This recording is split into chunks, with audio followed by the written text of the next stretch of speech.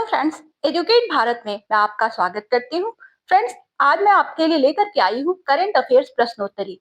Friends, इसकी हर प्रश्न की मैं सटीक सटीक व्याख्या करने का प्रयास करूंगी, जिससे आपके लिए अदर क्वेश्चंस को सॉल्व करना आसान हो जाए।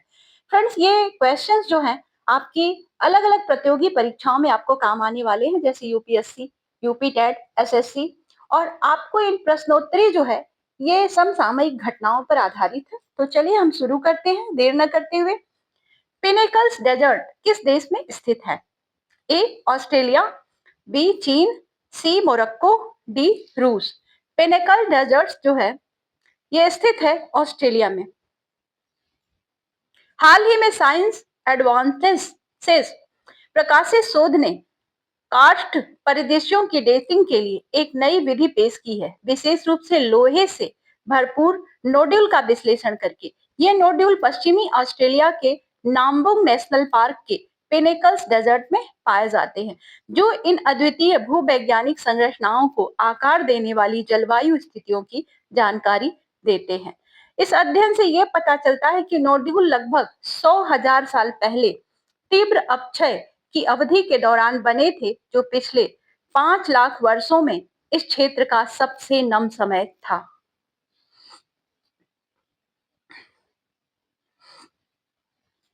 दक्षिण एशियाई विकास अपडेट रिपोर्ट किस संगठन ने जारी की?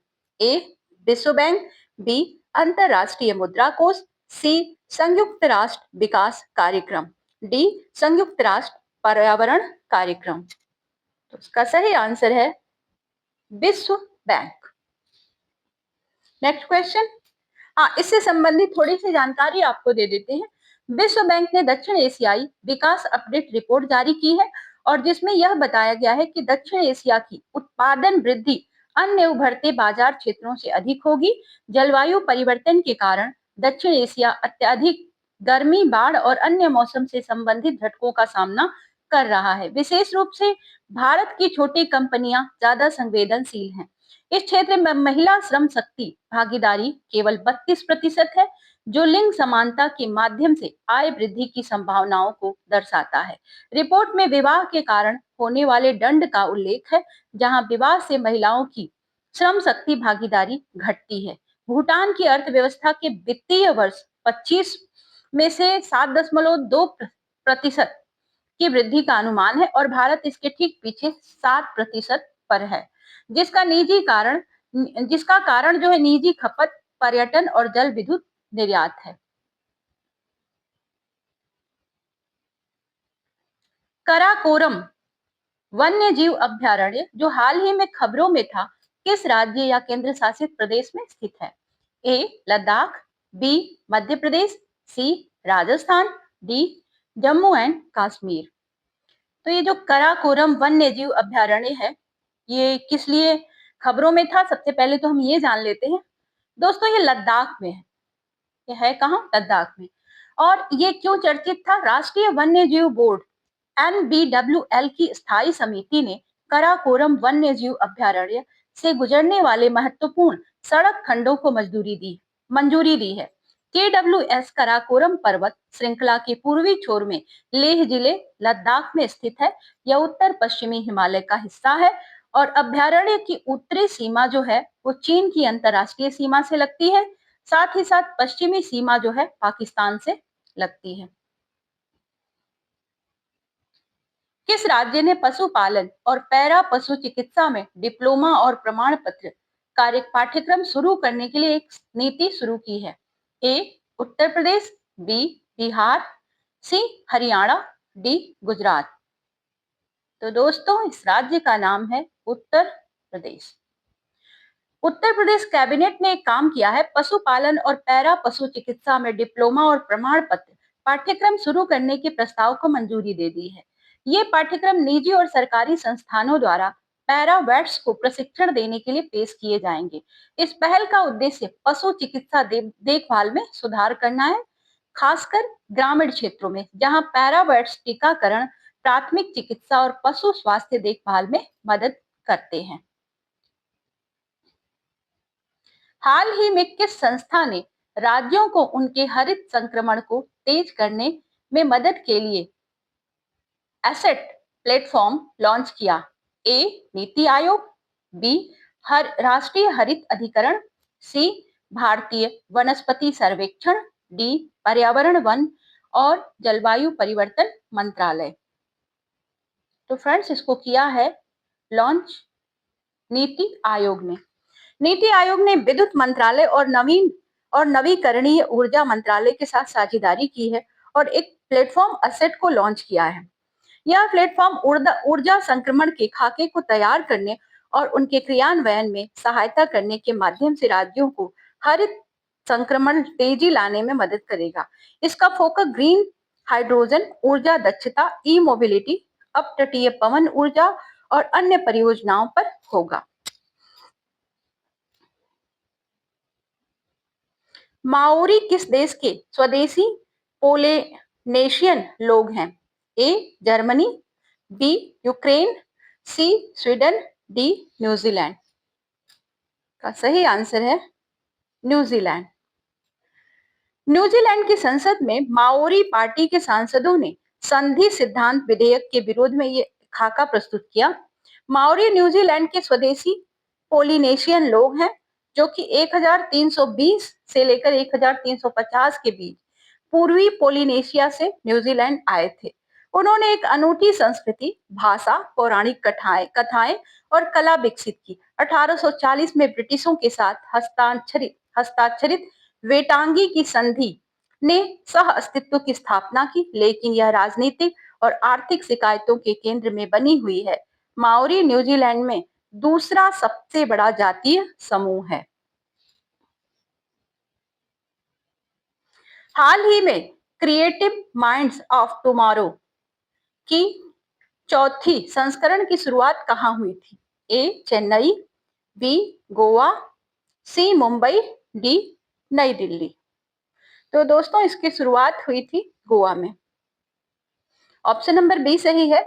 Creative minds of tomorrow CMOT का चौथा संस्करण गोवा में 55वें भारतीय अंतर्राष्ट्रीय फिल्म महोत्सव IFFI में शुरू हुआ। यह आजादी का अमृत महोत्सव के तहत सूचना और प्रसारण मंत्रालय की प्रमुख पहल है।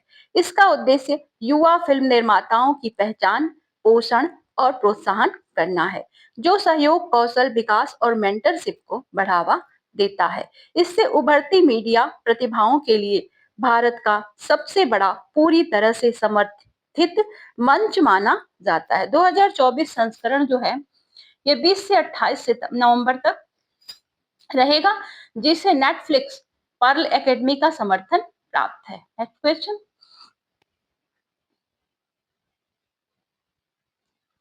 किस संगठन ने स्वदेशी रूप से विकसित सतह हाइड्रोकिनेटिक टरबाइन SHKT तकनीक को हाइड्रो श्रेणी के तहत मान्यता दी है?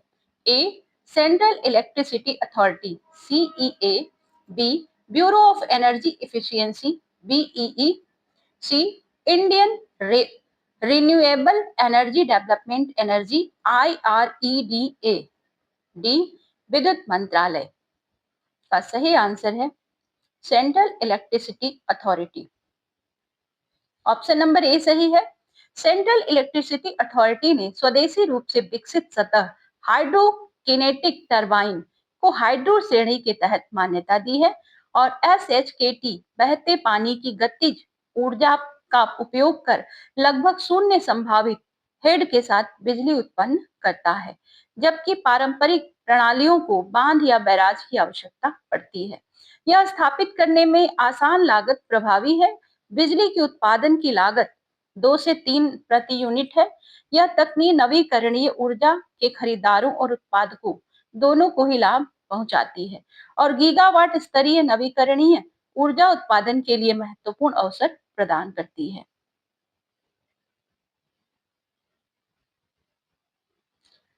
माधव राष्ट्रीय उद्यान किस राज्य में स्थित है?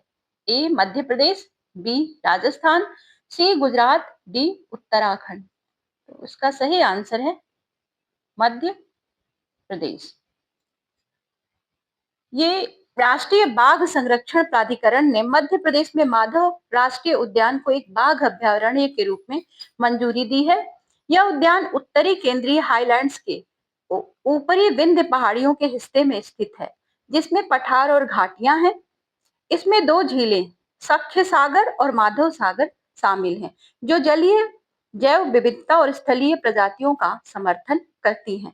उद्यान का जल निकास उत्तर और दक्षिण पूर्व की ओर बहता है, जो अमर नदी और सिंध नदियों के जल ग्रहण क्षेत्र का निर्माण करता है। इसके पूर्वी भाग में विंध्य प्रणाली की अवसादी चट्टानें हैं, जिनमें बलुआ पत्थर, सेल, चूना पत्थर शामिल हैं। आर्किया क्या है, जो हाल में ही समाचारों में देखे गए थे? ए, आदिम सूक्ष्म जीव। बी, क्षुद्र ग्रह। सी, आक्रामक खरपतवार। डी, वायरस का एक प्रकार। तो ये जो आर्किया है, ये आदिम सूक्ष्म जीव है। आर्किया के अध्ययन ने चरम स्थितियों में जीवित रहने की रणनीतियों पर महत्वपूर्ण जानकारी प्रदान की है। ग्रीक में प्राचीन चीजों का अर्थ रखने वाले आर्किया सबसे पुराने जीवन रूपों में से एक है और जीवन के तीसरे डोमेन से संबंधित है। ये आदिम सूक्ष्म जीव है। ये धीमी गति से बढ़ते हैं और मानव की आंत में भी पाए जा सकते हैं, जो स्वास्थ्य को प्रभावित कर सकते हैं। आर्किया एंटी माइक्रोबियल अणुओं के उत्पादन और एंटीऑक्सीडेंट गतिविधि के लिए जाने जाते हैं। इनका उपयोग विशेष रूप से पर्यावरण के अनुकूल अपशिष्ट जल उपचार में आशाजनक है। ये हाइड्रोथर्मल वेंट्स, गर्म झरनों और लवणीय या अम्लीय आवासों जैसे चरम पर्यावरण में पाए जाते हैं। अगला प्रश्न है, कलई जल विद्युत परियोजना किस राज्य में स्थित है? कलई असम, बी है ओडिशा, सी अरुणाचल प्रदेश, डी कर्नाटक। तो ये जो योजना है अरुणाचल प्रदेश में राज्य में स्थित है जल विद्युत परियोजना। और अरुणाचल प्रदेश राज्य प्रदूषण नियंत्रण बोर्ड ने हाल ही में कलई द्वितीय जल विद्युत परियोजना के पर्यावरणीय स्वीकृति के लिए जल सुनवाई आयोजित की है। यह परियोजना अरुणाचल प्रदेश के अंजाव जिले में लोहित नदी, मतलब ब्रह्मपुत्र नदी की एक सहायक नदी है लोहित, इसी पर बनाई जा रही है और 1200 मेगावाट की यह परियोजना है। टीएचडीसी इंडिया लिमिटेड द्वारा विकसित की जा रही है। टीएचडीसी इंडिया लिमिटेड, इसके द्वारा ये विकसित की जा रही है। मारबत उत्सव मुख्य रूप से महाराष्ट्र के किस शहर में मनाया जाता है? मारबत नाम है मारबत। तो नागपुर, नासिक, पुणे, कोल्हापुर का सही आंसर है ये जो है नागपुर में मनाया जाता है।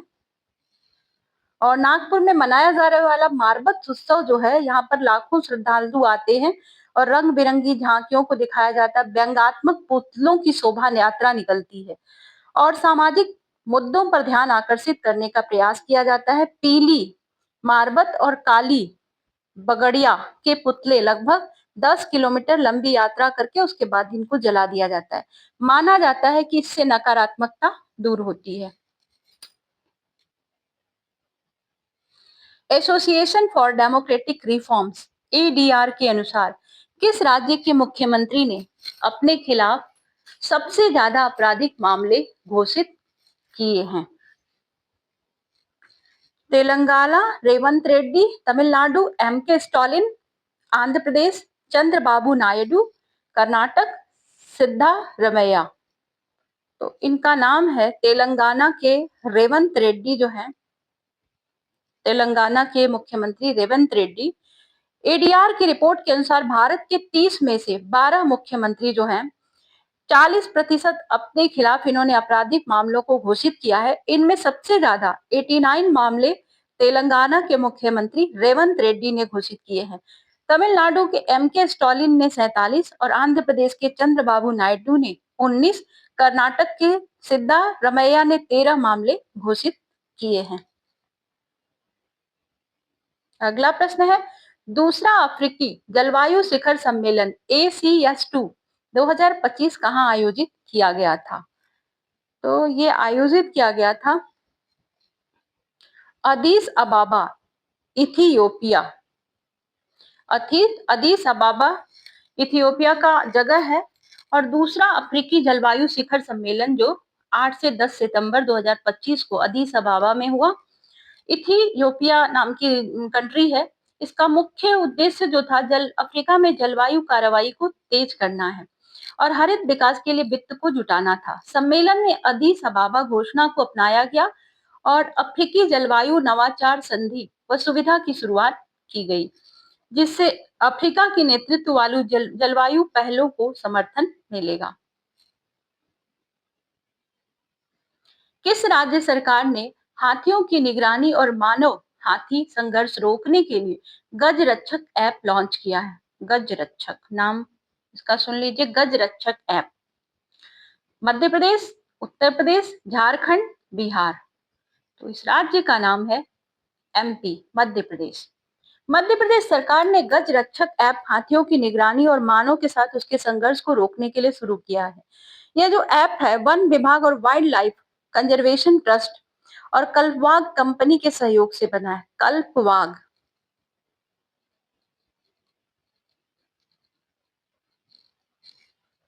ये कंपनी है, इसके सहयोग से बना है। यह हाथियों की लोकेशन, मूवमेंट और व्यवहार की रियल टाइम की जानकारी दे देता है ये ऐप, और 10 किलोमीटर क्षेत्र में फोटो और जानकारी साझा करने की सुविधा भी देता है। 11वां world green economy summit WGES 2025 कहाँ आयोजित किया गया था? तो ये आयोजित किया गया था दुबई में। 11वां world green economy summit WGES 2 अक्टूबर 2025 को दुबई वर्ल्ड ट्रेड सेंटर में आयोजित किया गया और 30 से अधिक देशों के 3,300 से अधिक प्रतिभागी इसमें शामिल हुए थे। और इसकी थीम क्या थी इसको जान लीजिएगा। Innovating for impact, accelerating the future of green economy. इसमें SMES की भूमिका, नवीकरणीय ऊर्जा और सर्कुलर इकोनॉमी जैसे विषयों पर चर्चा की गई। नंगल वाइल्ड लाइफ सेंचुरी किस राज्य में स्थित है? तो ये वाइल्ड लाइफ सेंचुरी जो है पंजाब में स्थित है। और मार्च माह में नंगल वाइल्ड लाइफ सेंचुरी में लगभग 100 जंगली सुअर मृत पाए गए थे। इसका कारण था नंगल झील में जहरीले अपशिष्ट पदार्थों का पाया जाना था। यह सेंचुरी जो है पंजाब के रूपनगर जिले में शिवालिक पहाड़ियों की तलहटी में स्थित है। और इसका क्षेत्रफल कितना है? तो इसका क्षेत्रफल है 116 हेक्टेयर। यह सतलज नदी के नंगल वेटलैंड का एक हिस्सा है और यह भाखड़ा नांगल परियोजना के तहत बनी कृत्रिम झील में स्थित है। हाल ही में समग्र ग्राम फिजिकल सर्विसेज पायलट प्रोजेक्ट किस संगठन द्वारा शुरू किया गया था? समृद्ध ग्राम फिजिकल सर्विसेज पायलट प्रोजेक्ट। तो ये तैयार किया गया था telecom centres of excellence, telecom centres of excellence.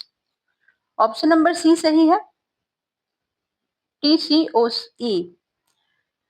हाल में समृद्ध ग्राम फिजिकल सर्विसेज पायलट प्रोजेक्ट की शुरुआत की है। इसका उद्देश्य जो है ग्रामीण भारत में फिजिकल और डिजिटल सेवाओं को जोड़कर बदलाव लाना है। यह भारत नेट कनेक्टिविटी के माध्यम से ग्रामीण नागरिकों को जरूरी सेवाओं तक बेहतर और टिकाऊ पहुंच सुनिश्चित करता है। 3 गांवों में समृद्ध केंद्र स्थापित भी किए गए हैं। अगला प्रश्न है, हरिकेन मेलिसा से कौन सा देश प्रभावित हुआ है? तो ये जो हरिकेन मेलिसा है, इससे जमैका नाम की एक कंट्री है जो बहुत ज्यादा प्रभावित हुई है।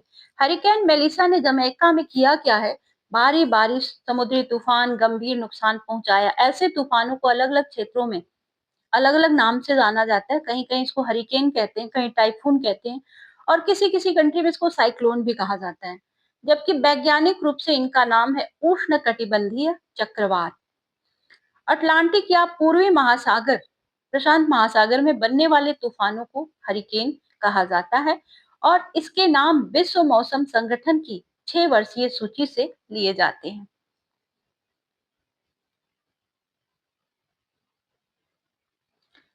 वर्ल्ड रेडियोग्राफी डे 2025 की थीम क्या है?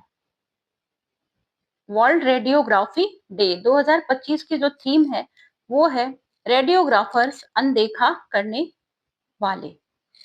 हर साल 8 नवंबर को ये मनाया जाता है वर्ल्ड रेडियोग्राफी डे, और जिससे डायग्नोस्टिक, इमेजिंग, रेडिएशन थेरेपी और रेडियोग्राफर्स की अहम भूमिका को उजागर किया जा सके। यह दिन रोगों की पहचान और इलाज में रेडियोलॉजी प्रोफेशनल्स के योगदान को मान्यता देता है। 2025 में थीम क्या थी? तो थीम थी रेडियोग्राफर्स अनदेखा करने वाले, जो छिपी बीमारियों की पहचान और बेहतर रोगी की देखभाल में उनकी भूमिका को दर्शाता है। तो फ्रेंड्स, आज के लिए बस इतना ही। अगर आपको वीडियो जरा भी पसंद आई हो तो मैं आपसे कहूंगी आप हमें एक लाइक जरूर दें, जिससे हमें इस तरह के और वीडियो बनाने में मोटिवेशन मिलता है। Thank you for watching.